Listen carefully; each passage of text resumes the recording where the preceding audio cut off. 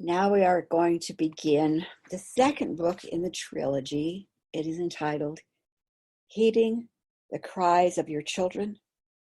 The Ancient Ones Give Warning. Author Sharon Raji Maynard reading.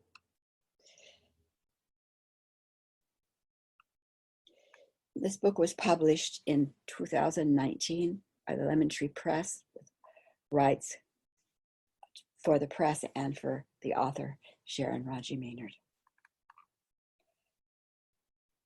And the children shall lead them.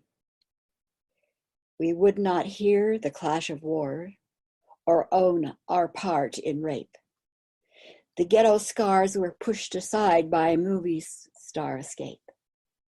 The beaten spouse, the addict's pains were not our fault, you see. The murders, lying, crimes abroad did not belong to me.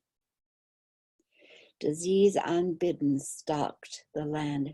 We found someone to blame. We hid our head and closed our eyes and made our thinking lame. But now we hear our children's cries. Our heart would give a balm. We look in horror at the fact that monsters invaded our home. And now we stand devoid of hope. So blind, confused are we? Will we wake up, remember truth, and set our young ones free?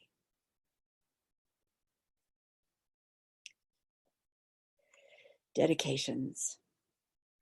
To SU, who is willing to stretch her ideas from long-time nursing career to include a new vision. Her work with young, ill babies went beyond the value the medical system provided and added calm to a deeper level of care.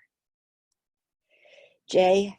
Johnson Castro, the first person to bring my attention to the atrocities of the detention centers housing immigrant families in prison facilities many years ago. Carolyn Jean Maynard, my daughter, who gave me my first opportunity to work in an integrated model of healing in the face of possible discounting by the traditional medical community. Her request that I not let go of her body flew in the face of medical opinion and required that I bring many modalities together to accomplish her soul's directive. And Emma McKinsey, a great editor who took my words into greater clarity. My thanks. Introduction. The story told in Cries of the Children, the second book in the Ancient One series, may read like a work of fiction. However, the principles and situations are based on actual experiences. Some are from specific circumstances, and others are a combination of similar circumstances. Some of the terms used in this book may be unfamiliar to you. We have created a glossary which you can find in the back of the book to briefly explain them. If you are interested in discovering more about the concepts of this book, please visit my website, Sharon Raji Maynard, or The Ancient Ones. Magic and miracles are our birthright. It is by remembering Earth's mission, our assignments, and the laws prepared for that mission that magnificent new possibilities open up for us all. Prologue. The Children's Cry. The sun heated the sand under the park swings. Evelyn curled her toes under the warm golden grains and smiled at her 3-year-old daughter, Stacy, running on the clipped green lawn. Evelyn hugged her knees as she breathed in the smell of freshly cut grass. Aware of her mother, Stacy turned and waved. The distance must have seemed a kingdom away to the small child. Evelyn knew that with a few strides, she could easily have swooped up the giggling 3-year-old and carried her off with kisses and hugs. Stacy's blue eyes sparkled as she threw her mom one kiss and then another before stretching out her arms to turn in dizzying circles that children enjoy. Her daughter's golden hair spread out like a halo, and her bright laughter brought a smile to Evelyn's lips. The overcast skies of the long winter were giving way to the light of spring, and this park, so close to their new apartment, was a godsend.